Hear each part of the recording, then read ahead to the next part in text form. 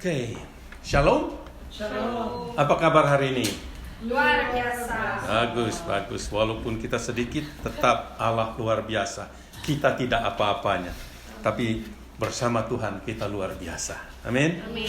Doa saya kiranya kita semua diberkati oleh Tuhan. Roh Kudus hadir, Roh Kudus berbicara, Roh Kudus menjamah kita dan memberikan inspirasi kepada kita supaya kita mengerti apa yang Tuhan mau sampaikan kepada kita hari ini. Dan saudara, hari ini saya akan menyampaikan firman Tuhan dari Yohanes pasal 6 ayat 1 sampai 15. Nah, secara singkat, ini sebuah khotbah berdasarkan kisah ikan dan roti. Mungkin semua sudah pernah baca ini ya, sudah pernah dengar. Dan saya tergerak menyampaikan hari ini karena saya melihat beberapa prinsip penting sekali dalam hidup kita. Ya, prinsip-prinsip yang Tuhan mau ajarkan kepada kita, mau mengingatkan kita banyak hal di dunia ini, ya, yang Tuhan berikan kepada kita. Nah, prinsip multiplikasi sebutkan. Saya mau saudara taruh ini dalam pikiran saudara ya. Ini satu fakta, taruhin dalam pikiran kita, segala sesuatu yang hidup pasti bertumbuh dan berlipat kali ganda. Segala sesuatu yang hidup. Saudara perhatikan, apa saja yang hidup pasti berkembang, bertumbuh, berlipat ganda. Nah, itu prinsip ya. Jadi segala sesuatu yang hidup pasti, sudah pasti. Misalnya, satu biji jagung, saudara tanam. Jagung itu akan berbuah dan di pohon jagung itu ada berapa? Ada berapa jagung? Dan satu biji jagung ada berapa butir itu? Dan itu berkembang. Kalau ditanam lagi, itu jadi berapa? Itu prinsip sebenarnya. Kita mungkin tidak ngeh. Tapi kalau kita lihat itu, apa yang Tuhan mau ajarkan kepada kita dari prinsip itu. Itu baru satu biji jagung loh. Coba saudara pernah pelihara kelinci. Taruh kelinci, sepasang kelinci, suami, istri, perempuan, dan laki. Dalam berapa bulan itu beranak. Dan anaknya nak tanggung-tanggung. Betul enggak? Jadi berlipat ganda. Cuma kita karena ada family planning, kita terbatas. Betul enggak? Ya, ada yang 2, ada yang 3, ada yang 1, dan lain sebagainya. Tetapi kelak nanti anak-anak kita beranak lagi ya, punya anak dan punya cucu. Saya tidak menyangka saya dengan Bu Robin sekarang jadi berapa gitu loh. Jadi berapa ya, perlipat gandaan. Memang Tuhan di dalam kitab Kejadian sudah kasih tahu, beranak cuculah, berkembang biaklah. Bukan sekedar banyaknya, tapi quality yang kita tunjukkan di dunia ini. Kita berbeda, kita anak Tuhan. Kita punya kualitas. Oke? Bagaimana tentang uang? $100 kalau saudara kembangkan dengan baik, menjadi berapa itu? Ya, betul. Yang suka uang, kita semua suka uang, tetapi yang bisa mengelola uang itu luar biasa. Ya kadang-kadang waktu kita mengelola, ya makan bubur dulu gitu loh. Nanti kalau sudah berlimpah-limpah, ya makan yang enak gitu loh. Itu kira-kira demikian. Ketika saya masih di sekolah dasar dulu, zaman dulu, itu perkalian itu merupakan keharusan. Dan disuruh di depan menghafal. Kalian 1 kali 1 sampai 10 itu. Ya, 1 kali 2, 2 kali 2, dan seterusnya. Harus itu. Dan saya bersyukur saya bisa hafal itu 1 sampai 10, masih SD itu. Dan itu menolong. Akhirnya berkembang. Oh, ini maksudnya begini. Dan saudara, melalui perkalian kita bisa memulai dengan bilangan yang kecil. Betul nggak? Bilangan kecil dan mencapai bilangan yang besar, berlipat ganda. Coba lihat itu. Untuk mempercepat pasti perkalian. Kalau tambahkan 2 tambah 2 tambah 2 8. Tapi kalau perkalian, coba lihat 2 kali 4 8, 2 kali gitu. Ya, seperti itu. Dan ya saudara-saudara yang kekasih dalam Tuhan Yesus. Nah, kisah melipat gandakan, menggandakan yang hampir sama, menakjubkan adalah mukjizat Yesus memberikan makan 5.000 orang. Yesus melipat gandakan 5 roti dan 2 ikan. Saudara pernah takjub? Heran?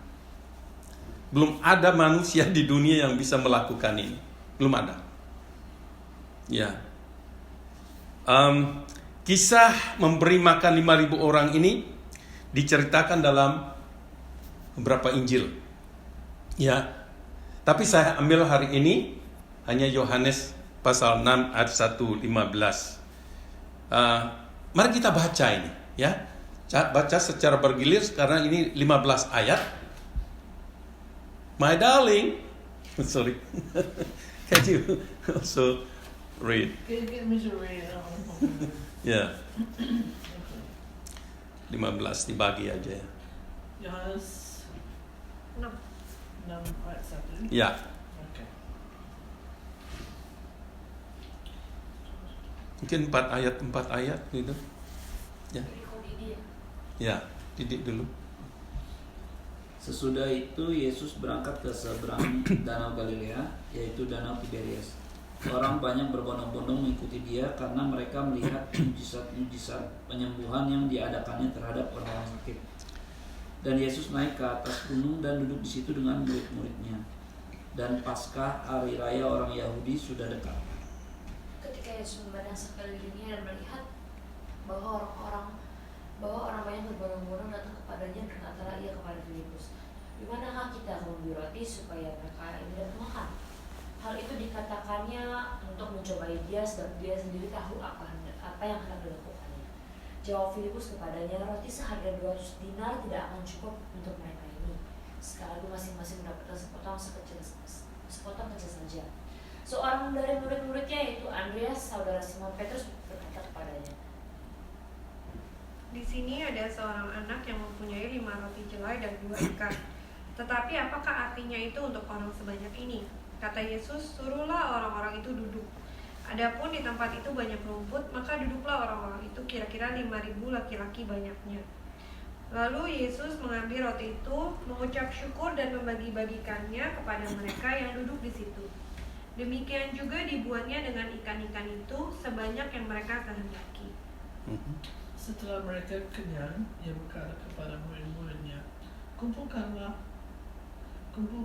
potongan-potongan yang tersisa supaya tidak ada yang terbuang.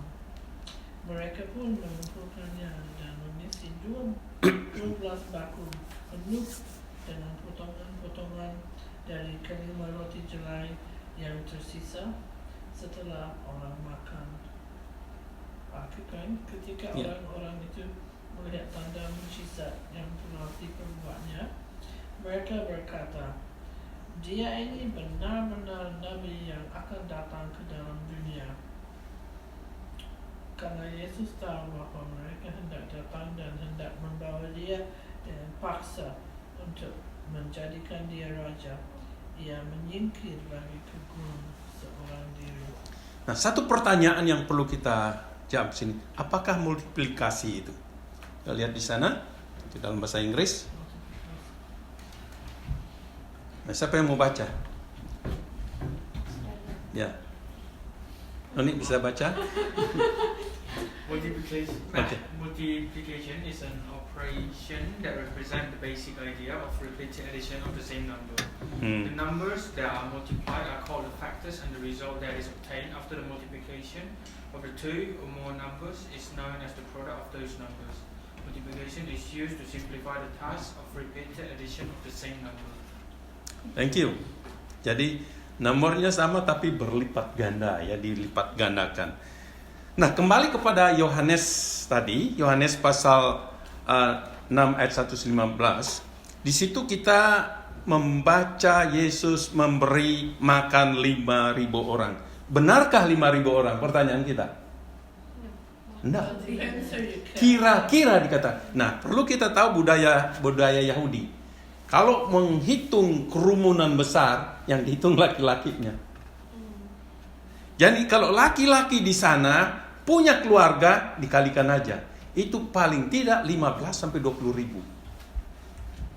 Itu mujizat terbesar yang pernah dilakukan oleh Yesus menghadapi orang banyak. Ini budaya Yahudi. Makanya makanya waktu 3.000 orang bertobat di hari Pentakosta, 3.000 itu berapa itu yang belum lagi anak-anak dan orang istrinya. Nah, saudara-saudara yang kekasih, sangat menakjubkan. Jadi Allah kita itu luar biasa. Jadi kalau kita menghadapi merasa kecil hati, ya, keadaan kita tidak ada apa-apanya, pandanglah Tuhan yang luar biasa, yang bisa melakukan di luar kemampuan kita. Amin. Yang bisa melakukan, melipat gandakan apa yang kita punya. Sebenarnya Dia sudah memberikan kita. Cuma kadang-kadang tersembunyi, kita tidak tahu. Ya. Nah, walaupun kisah ini saudara-saudara, kita sudah baca, kita sudah dengar berulang-ulang kali mungkin, tapi prinsip ini bisa diterapkan dalam apa? Banyak hal. Misalnya uang. Jangan hanya uang aja dilihat di sini. Uang bisa. Materi bisa. Apalagi waktu. Kalau kalian pernah kasih waktu itu 1 jam dalam sehari, lipat gandakan. Untuk Tuhan loh. Untuk keluarga. Kalau untuk keluarga pasti itu untuk Tuhan. Nah, kita sudah melayani di sini sudah berapa? Saya bersyukur kita semua sudah memberi waktu, tenaga. Mari kita pikirkan, apakah itu sudah kita lipat gandakan? Apakah kita mau lipat gandakan? Ya, itu pertanyaan yang perlu kita jawab. Bagaimana tentang kepemimpinan? Saya dari dulu sudah berusaha waktu saya di Malang melayani jemaat. Saya mau mengembangkan Pak Made di dalam leadership saya. Sehingga saya muridkan beberapa orang. Ada beberapa yang saya sekolahkan teologi waktu itu. Ada 8. Selama 10 tahun saya mengembangkan 8 orang di pendeta. Saya mau melipat gandakan diri saya. Bukan cari nama, itu tapi prinsip. Masa cuma saya terus nanti kalau sudah mati Jumat bisa bubar gitu loh. Ya? Ngerti maksud saya? Nah, dan apa lagi? Pemuridan itu. Makanya Yesus selalu kasih visi besar. Dia pilih 12 itu. Jadi berapa waktu pada hari Pentakosta ada berapa ya? Perlipat ganda. Jadi 12, 24, akhirnya wow. Tersebar ke seluruh dunia. Saya mau tanya saudara mau begini terus jumlahnya? Harus ada pikiran yang berlipat ganda di pikiran kita. Tanamkan itu. Tuhan, saya di persekutuan ini menjadi berlipat ganda. Akan ada berapa didik di sini? Akan ada berapa noni di sini? Gracia, Robin, Daniel. Mari kita lipat gandakan diri kita. Bagaimana? Saya mau cari orang-orang yang saya bisa bawa kepada Yesus. Orang yang saya bina itu, orang yang saya ingin berlipat ganda lagi. Dari murid menjadi pemuridan, memuridkan. Itu perlipat ganda. Dan prinsip ini ditanamkan oleh Yesus. Ya, tanamkan oleh Yesus.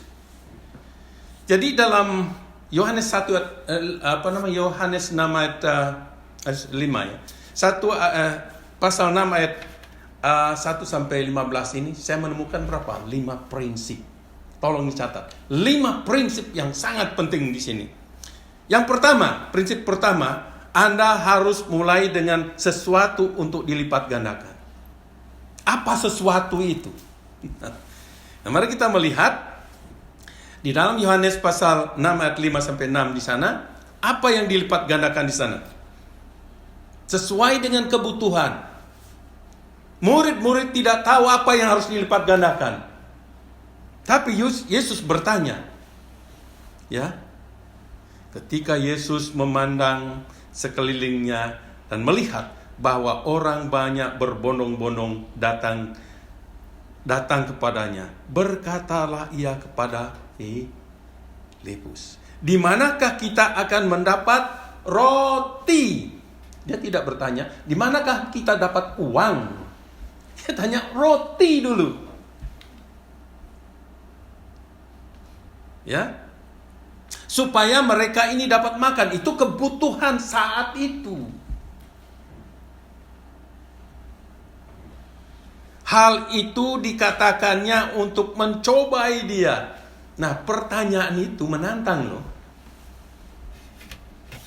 Kita percaya akan diri kita atau percaya kepada Tuhan? Pertanyaan itu menolong kita untuk melihat apa yang Tuhan berikan kepada saya selama ini. Yang tersembunyi, yang tidak pernah kita lihat. Yang orang lain akan terberkati kalau kita lipat gandakan. Tapi yang penting itu, Tuhan ini yang saya punya gitu. Ini yang saya punya. Saya mau ini menjadi berlipat ganda. Jadi harus ada. Coba pikirkan, nanti pulang, Tuhan, apa yang Tuhan berikan kepada saya, yang Tuhan mau saya lipat gandakan. Hanya saudara yang akan tahu. Saya tidak akan menuding, kamu harus punya ini. Nah, tanyakan. Pulang tanyakan. Karena ini penting sekali. Mungkin selama ini tersembunyi apa yang Tuhan berikan. Karena seperti murid-murid, mereka tidak tahu. Mereka perlu, orang-orang itu perlu roti gitu. Dalam rumus perkalian, 2 bilangan yang dikalikan disebut faktor. Dan hasil perkaliannya disebut hasil perkalian. Jika salah satu faktornya 0 kali 0, 0. Ya, 0 kali 0, 0, tetap 0. 0 itu dikalikan berapapun 0. Tapi kalau ada benda satu saja, satu aja.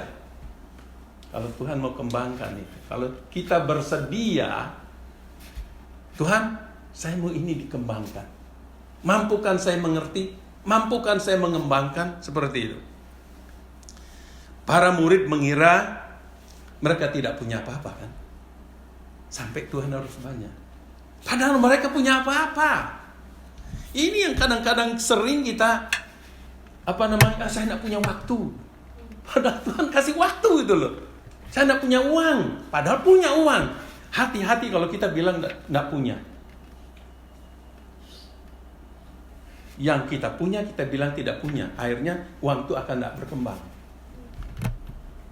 Ya, saya kasih contoh. Saya pernah kunjungan. Saya punya uang $50 untuk beli bensin. Ini seberapa tahun yang lalu. Saya masuk ke satu rumah, waduh, keluarga itu tidak punya apa-apa untuk makan. Tidak tahu bagaimana suaminya, gimana, tidak punya apa-apa. Tuhan ngomong, kasih yang $50. Aduh, bensin kok, padahal tangkinya sudah mau kosong gitu loh. Saya hitung-hitung, masih bisa pulang loh dengan sisanya ini. Saya kasih $50 itu supaya bisa beli beras dan lain sebagainya. Saudara-saudara, saya pulang, saya terserahkan kemana Tuhan. Saya ingat perumpamaan ini, bukan perumpamaan, cerita ini. Yesus saja memberkati sepotong roti. Seminggu kemudian tahu ada yang kasih di amplop $500. Wow. Amazing. Itu perpuluhan berarti. Ya. Jadi jangan kotakkan Tuhan bahwa Tuhan tidak mampu. Tuhan mampu asal kita rela. Tuhan, ini yang saya punya, saya mau dikembangkan supaya orang diberkati. Amin. Jadi kita sering kalau di gereja tradisi itu ada gereja lagu penutupan itu, ya, disebut lagu penutupan, doxologi dibilang, praise God from whom all blessing flow. Itu dinyanyikan. Jadi Tuhan itu memberkati, dia mau berkat yang dia berkati berkelimpahan. Jangan hanya nyanyikan, buktikan Tuhan sanggup melipat gandakan. Amin. Ingat, kita mempunyai berkat finansial, berkat materi, waktu, kemampuan, talenta. Nanti minggu depan saya akan berbicara berkat tentang talenta itu, berkat rohani. Surat Yakobus berkata apa di dalam, kalau saudara punya silakan buka Yakobus pasal 1 ayat 17. Yang menemukan silakan baca Yakobus pasal 1 ayat 17.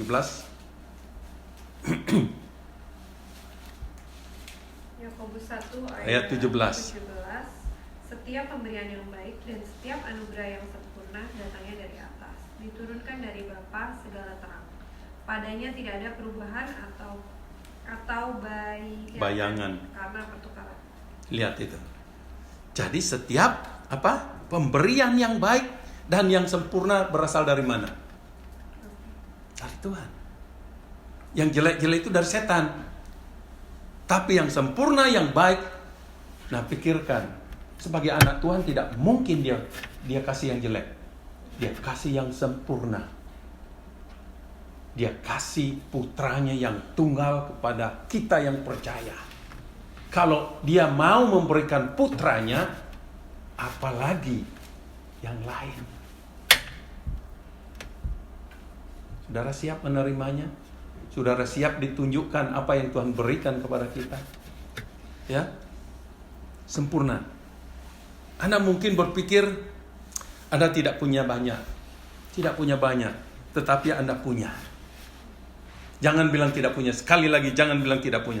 Menurut situs webnya www.richchrist.com, jika Anda menghasilkan 25.000 per tahun, dikatakan ini, Anda termasuk dalam 10% orang terkaya di dunia. Wow. Pernah nak pikirkan ini? Kita tidak pernah pikirkan karena kita cuma pikir, tidak pernah lihat ke bawah. Ada yang paling parah. Kemudian, dan jika Anda menghasilkan lebih dari 50.000 per tahun, Anda termasuk 1% orang terkaya di dunia. Wow. Saya tidak pernah pikir dulu. Tapi ini luar biasa. Ya, luar biasa. Tuhan telah memberkati kita dengan sesuatu. Berapa tadi? 50. Kalau 50.000 per tahun, kita termasuk 1% orang terkaya di dunia. Kalau yang 25 itu 10% terkaya. Luar biasa. Dan Tuhan telah memberkati kita dengan apa? Sesuatu. Apa sesuatu itu? Cari sendiri. Ya. Dan dengan sesuatu itu kita dapat mulai. Kita tidak bisa memulai kalau kita tidak punya sesuatu, atau kita tidak temukan sesuatu itu. Noni bilang, dan Gracia belajar piano di mana? YouTube. Ya, menemukan akhirnya dikembangkan. Saya dulu waktu buka pelayanan bisa main gitar, ya alami ya. Selalu buka pelayanan mulai dengan sendiri main gitar. Muncullah anak-anak muda. Akhirnya mereka bisa, saya lepas tangan. 5-6 orang bisa main gitar dari 1 orang. Bilang, maka Pak pendetanya yang bisa. Ini orang-orang di kampung loh. Mereka lebih pintar, akhirnya saya lepas tangan. Itu satu contoh.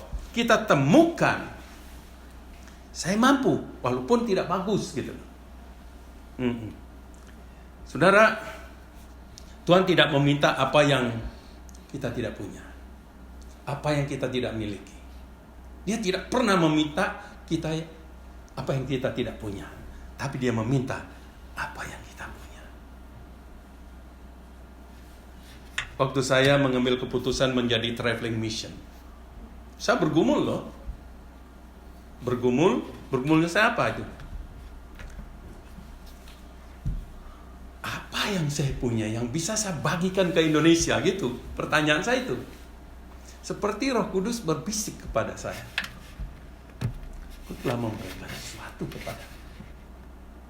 Engkau menggembalakan 46 tahun pengalaman itu.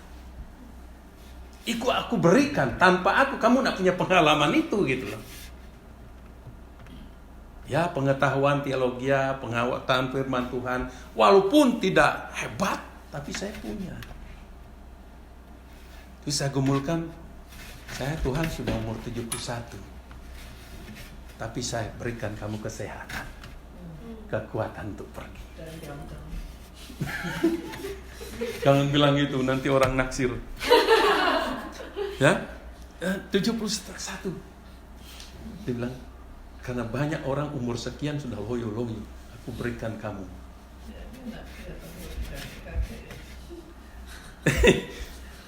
Dan terus Tuhan ingatkan, ada orang-orang yang mendoakan kamu. Wow. Saya tambah lagi, Tuhan apa lagi ya? Ada orang yang support secara finansial. Puji Tuhan, puji Tuhan. Makanya saya akhirnya yes Tuhan, seperti saya menjawab, inilah aku Tuhan, utuslah aku. Sudah, saya berangkat tiap 3-4 kali ke Indonesia dalam 1 tahun. Itu orang-orang sampai geleng kepala, Pak Ade banyak uang ya. Tak punya uang. Lihat di account saya bilang, tak punya. Tetapi saya punya sesuatu. Uang itu nomor sekian. Tapi kemauan saya, kerelaan saya untuk pergi, itu yang pertama. Saya bersyukur banyak orang yang mendoakan. Ya, amin. Jadi ya, bagaimana dengan saudara? Ini pertanyaan. Itu baru 1 poin loh. Bagaimana dengan saudara? Apa yang Tuhan berikan kepada saudara? Grace, Gracia, Noni, Robin, ya, semua punya sesuatu. Mungkin ada yang belum terlihat. Mungkin ada yang masih tersembunyi. Yang Tuhan mau. Ya hanya bertanya, apa yang aku berikan kepadamu? Cari, lihat itu. Ya. Yang kedua, poin yang kedua. Sesuatu cenderung berlipat ganda dengan sendirinya. Nah, ini kita kadang-kadang tidak tahu, tanpa sadar sesuatu itu bisa berkembang dengan sendirinya. Dalam cerita ini ya, roti dan ikan dikalikan menjadi roti dan ikan. Bukan menjadi beras atau pohong ya, ketela. Nah, ya, roti jadi roti, ikannya jadi ikan gitu. Memang benar sebagai pencipta, Yesus dapat mengubah dari apa menjadi apa gitu. Air dirubah menjadi anggur. Apalagi? Jadi sesuai apa yang dia inginkan. Ia lakukan sesuai dengan kehendaknya. Namun yang lebih umum adalah hal-hal dapat berkembang biak dengan sendirinya. Berikan contoh. Semua punya otot di sini? Coba saudara olahraga, kembangkan otot. Tak sadar otot kalian berkembang tak? Ototnya Didi, kakinya itu berkembang kuat sekali. Kalau saya disuruh naik sepeda 10 kilo mungkin sudah teler, dia sampai ratusan kilo bisa. Kenapa? Dia melatihnya.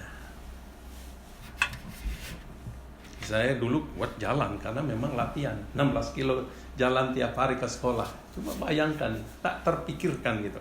Dan Tuhan kasih otot gitu. Nah, jika Anda mencurahkan waktu untuk belajar, apa yang berkembang? Brain, wawasan, banyak berkembang. Dan yang kalau tidak pernah belajar, berkembang enggak? Enggak bisa. Coba main kartu terus. Nggak akan berkembang. Karena baca buku, belajar, mendengar, meresapi pelajar, berkembang. Pulang-pulang bisa jadi bos dengan pengetahuan yang dia peroleh di sini. Ya tahu? Jadi apa saja yang bisa berkembang dengan sendiri. Jika Anda melatih suara, siapa yang dulunya ragu-ragu suaranya? Latihanlah di kamar mandi, nggak ada yang dengar.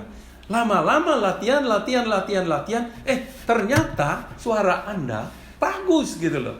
Karena dilatih. Ya? Biarpun Ada memang orang yang tidak berbakat apa-apa. Seperti yang saya katakan, kelinci yang laki perempuan ditaruh satu tempat berkembang dengan sendirinya.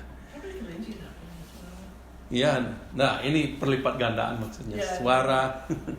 tidak bisa. Ya. Sekarang contoh benih dan pohon. Ya.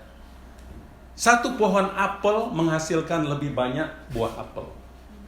Satu loh pohonnya. Saya punya 2 pohon apel. Buahnya tahun ini nak berbuah karena waktu saya pergi ke Indonesia saya sedang berbunga, tidak ada nyiram. Gugurlah bunganya, tidak berbuah. Ya itu, sesuatu harus dipelihara. Jemaat pun kalau ditinggal tidak ada gembalanya, ucap kacir, ya. Tanam 1 biji benih jagung, seperti yang saya katakan tadi.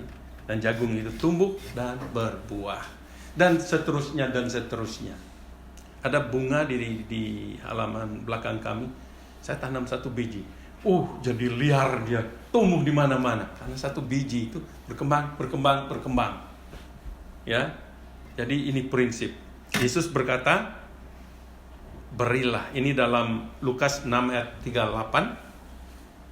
Berilah dan kamu akan diberi suatu takaran yang baik, yang didapatkan dan yang digoncang dan yang tumpah keluar akan dicurahkan ke dalam ribaan. Sebab ukuran yang kamu pakai untuk mengukur akan diukurkan kepadamu. Dalam bahasa Inggris, apa saya taruh situ? Nah, coba lihat, saya taruh it-nya itu, sesuatu. Dalam bahasa Indonesia tidak ada. It itu sesuatu. Ya. Lingkari it itu dikatakan di sana. Give and it will be given to you. Nah, saudara yang kekasih, benda, binatang, ternak, sapi, babi, kambing, domba, ayam, ayam, uang, harta, skill, ilmu pengetahuan, itu akan berkembang. Dan saya tidak tahu, sekali lagi saya mau challenge saudara, temukan apa yang Tuhan berikan kepada kita masing-masing dan Tuhan mau apa, ya. Oke. Dalam perumpamaan talenta, kue. Ahli membuat kue. Dalam perumpamaan talenta, ketiga hamba itu dititip sejumlah uang. Talenta. Hamba-hamba yang tidak mengembalikan kepada tuannya lebih banyak dari apa yang telah diberikan, apa yang terjadi. Nomor 3 itu tidak dikuburkan. Nanti minggu depan saya akan kubah itu. Apa yang Tuhan titipkan kepada Anda? Tolong terus, saya ingatkan ini berulang-ulang kali. Nah sekarang poin ketiga. Harus diberkati. Ini prinsip ketiga. Harus diberkati untuk menjadi berlipat ganda. Ya. Jangan saudara pikir enteng menyerahkan anak di gereja itu. Ada child dedication. Artinya saudara memberikan, Tuhan sudah berikan saudara anak, serahkan kembali dan Tuhan akan memberkati anak itu. Prinsipnya itu. Ya. Bukan sekedar religious seremoni, bukan. Karena Tuhan mau memberikan sesuatu dan kita kembalikan kepada Dia kalau kita mau diberkati. Sekarang apa yang Tuhan kasih kepada saudara? Tuhan mau enggak saudara diberkati? Ya, pikirkan itu. Pengetahuan saudara, keahlian, talenta saudara, ya, apa saja, apa yang Tuhan kasih, Tuhan mau memberkati itu. Ya, coba lihat ayat 11. Lalu Yesus mengambil roti itu, mengucap syukur dan membagi-bagikan kepada mereka yang duduk di situ. Demikian juga dibuatnya dengan ikan-ikan itu, sebanyak yang mereka kehendaki. Jadi roti dan ikan, Tuhan Yesus mengucap syukur. Apa yang terjadi? Berlipat ganda. Bagaimana kalau kita dapat gaji? Pernah katakan angkat gaji itu? Tuhan berkati. Berkati ini supaya menjadi berkat.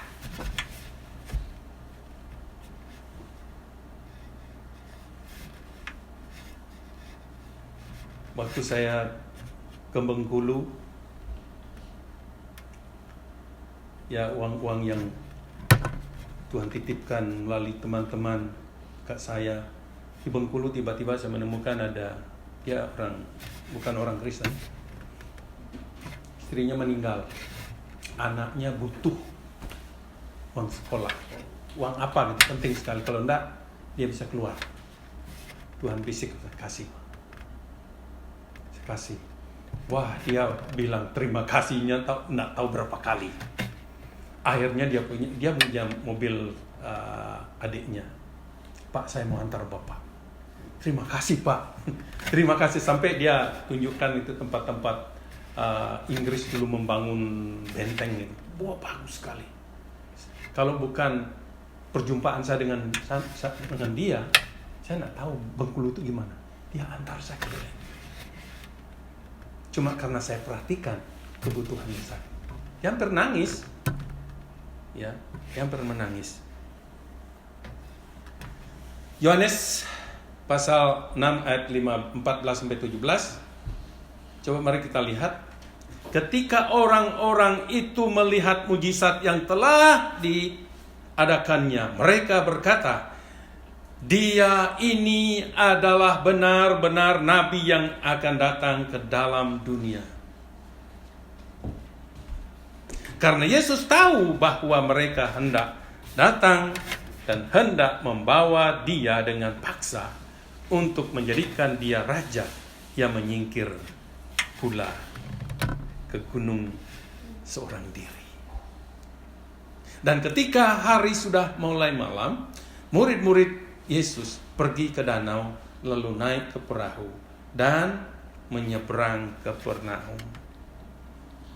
Namun ketika hari sudah gelap, Yesus belum juga datang mendapatkan mereka. Ada cerita selanjutnya. Saudara, apa maksudnya ini?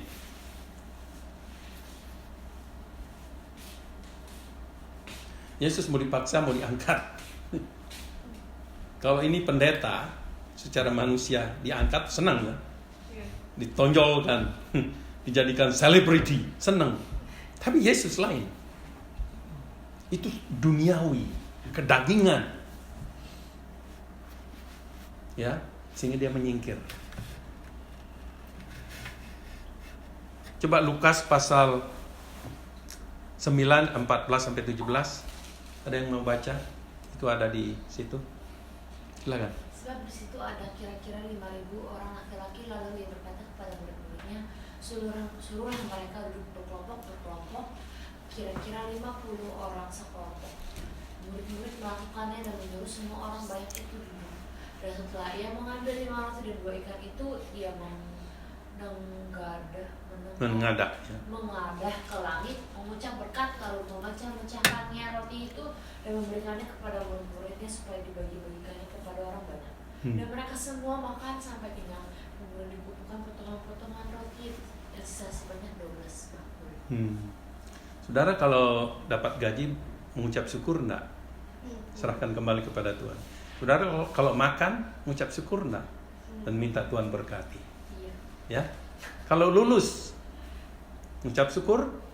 Kalau pas mau hadapi ujian, serahkan sama Tuhan. Ya. Saya waktu saya menghadapi kesulitan waktu saya ujian SMP. Mama saya meninggal. Itu blank. Mau ujian itu blank. Tapi saya berdoa, Tuhan, saya mau lulus.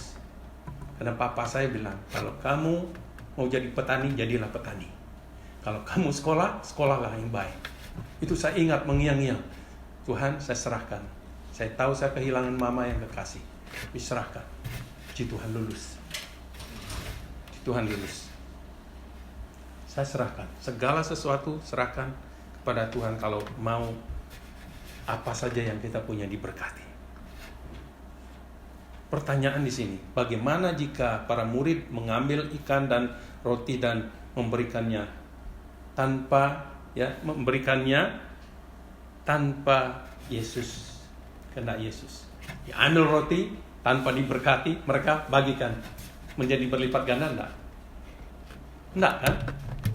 Justru mereka ambil roti itu, kasih kepada Tuhan Yesus, dan Tuhan Yesus berkati, baru Yesus bagikan itu. Atau sebaliknya, mereka ambil roti itu dan mereka makan sendiri. Murid-murid aja makan, yang lain tidak peduli. Kan banyak seperti itu, dapat berkat, makan sendiri, tidak tahu ada orang lain yang butuhkan.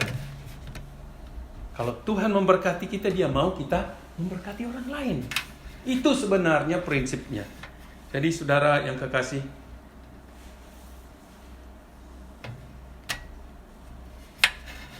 saya membaca satu artikel, itu pada bulan Mei 2005, sebuah Volkswagen Golf 1999 dijual eBay oleh Benjamin Halber dari kota Olf di Jerman ini,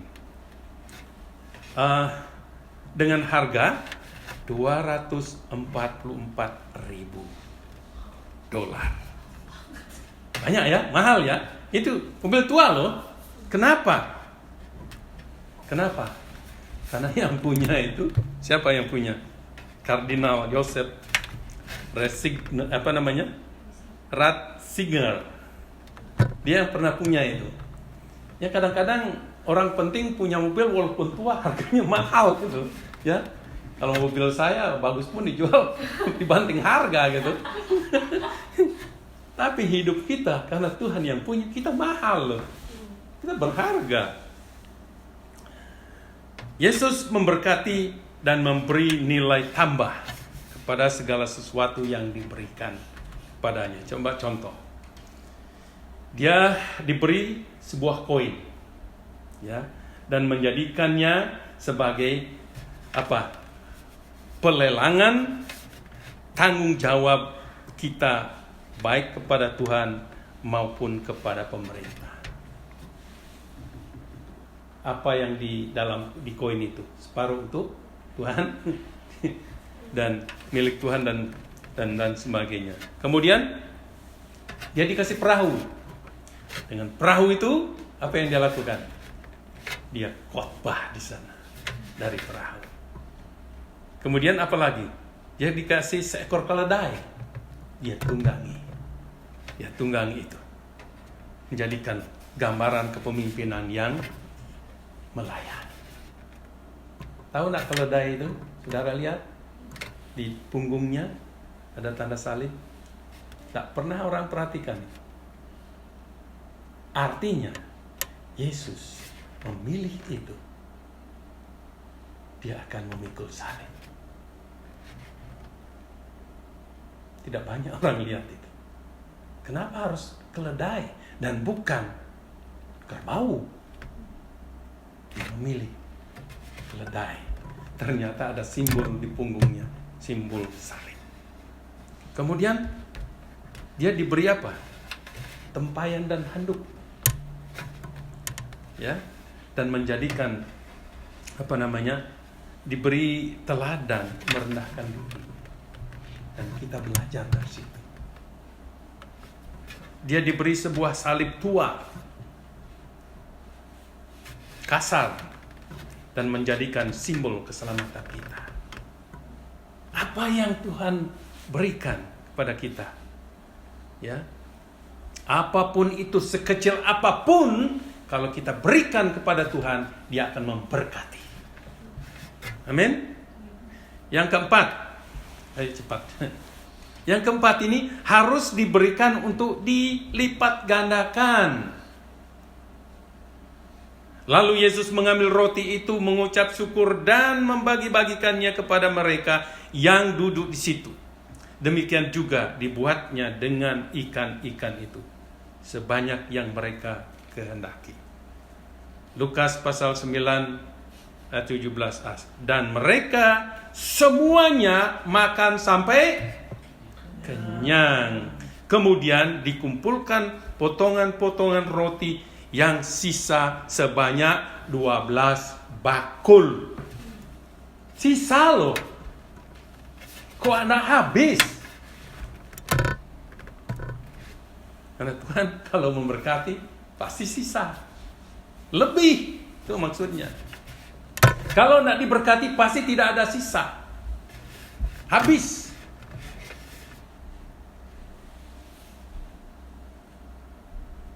Ini pertanyaan saya seperti yang kedua tadi. Bagaimana jika para murid membawa roti dan ikan itu kepada Yesus dan Dia memberkatinya, lalu memutuskan untuk mendapatkan roti dan ikan itu untuk diri mereka sendiri. Sudah diberkati, mereka ambil dan dikasih orang.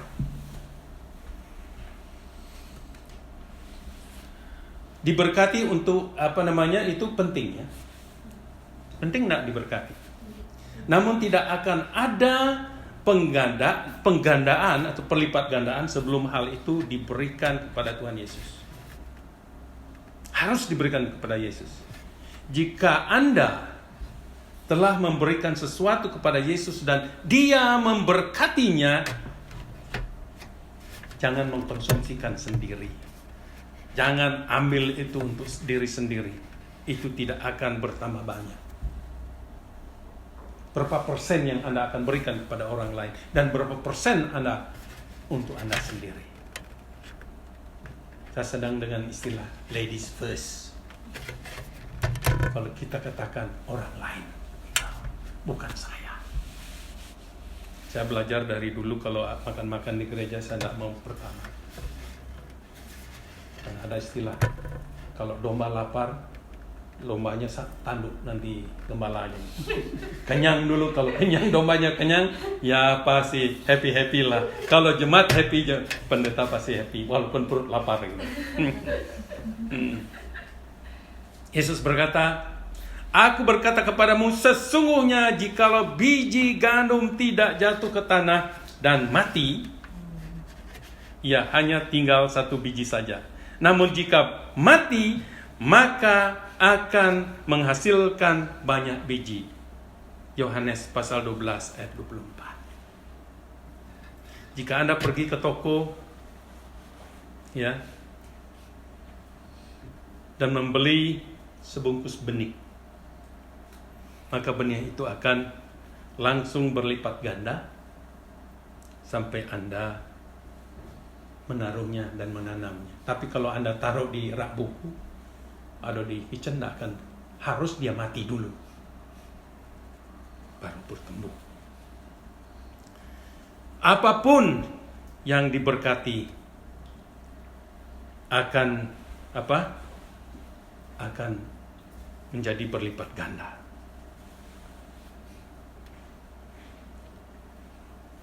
Yang terakhir, gunakan semuanya. Prinsip yang terakhir, ketika mereka semua sudah kenyang, Dia berkata kepada mereka, kepada murid-muridnya, ya, ayat 12 dan 13. Dan setelah mereka kenyang, Ia berkata kepada murid-muridnya, kumpulkanlah potongan-potongan yang lebih, supaya tidak ada yang terbuang.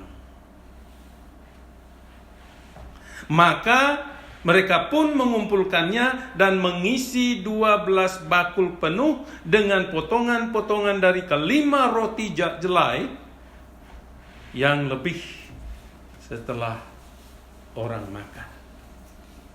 Kemana? Kita tidak tahu kemana habis itu. Roti itu yang sudah ditaruh di bakul lagi. Pasti untuk besoknya atau kemudian kalau lapar. Jadi tidak akan habisnya. Jadi dua hal you can see seperti dengan mana yang datang. Iya. Tuhan tidak mau kita rakus. Iya. Tapi juga dia tidak mau kita boros. Menyimpan akhirnya busuk kan? Dan dia juga tidak mau Kita boros, ya, betul. Pertanyaan kembali, apa yang Tuhan berikan kepada Anda? Jangan boroskan ya. Apa yang paling sering kita boroskan? Waktu kan? Selalu kita bilang tidak ada waktu. Kalau kita banyak pekerjaan, tidak ada waktu untuk Tuhan. Tidak ada waktu untuk berdoa. Tidak ada waktu untuk baca Alkitab. Tidak ada waktu ke gereja. On and on. Excuse-nya aduh. Tapi kalau sudah sakit sekarat, minta ampun. Tuhan berikan saya umur panjang. Kan gitu. Jangan boros waktu. Selama kita masih hidup. Waktu itu adalah kesempatan. Kan ada lagunya. Ya.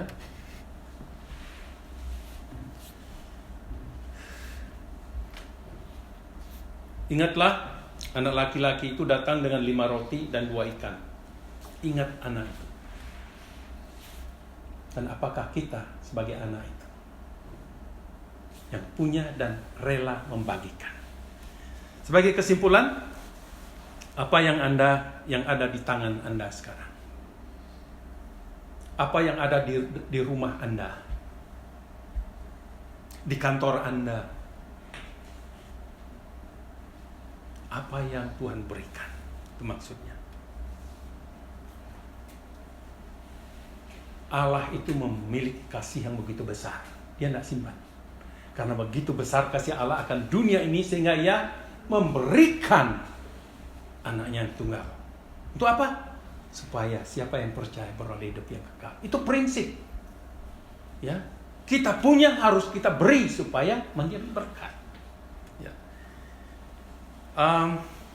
Mari kita simpulkan semuanya. Apa ada sesuatu yang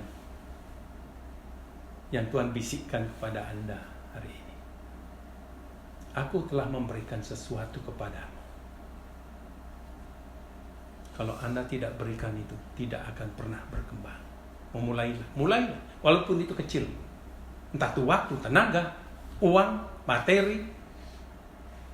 Pikirkan itu. Jangan pelit dengan Tuhan. Karena Tuhan begitu generous kepada kita. Dan saya belajar generous dengan waktu saya, tenaga saya, apa yang saya punya. Saya percaya Tuhan akan berikan dan berkati. Dan ingat, Tuhan mau kita berikan untuk diberkati. Dan kemudian jangan boroskan. Jangan boroskan. Pakai semua untuk memberkati. Biarlah Tuhan memberkati kita semua. Amin.